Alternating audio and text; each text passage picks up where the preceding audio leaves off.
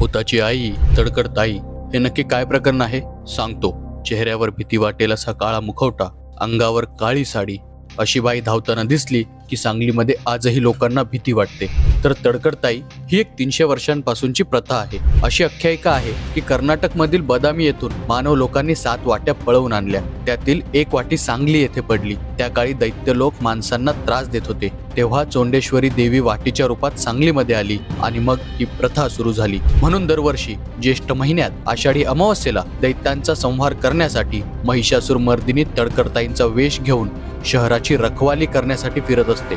सांगली शहरात ज्येष्ठ अमावस्येला जोगण्या महोत्सव साजरा केला जातो। त्या दिवशी तडकड ताईंच्या लग्नाची वरात काढली जाते आणि जेव्हा लग्न होतं तेव्हा तडकड ताई मस्ती करणाऱ्यांना सुपाने मारते, पण तो मार नसतो, तो असतो देवीचा प्रसाद। सुपाचा मार खाल्ल्याने इडापिडा टळते, दुःख दूर होते। तर ही आहे सांगलीमधील तडकड ताईंची जबरी गोष्ट। व्हिडिओ नक्की शेअर करा आणि संवाद सेतूला फॉलो देखील करा।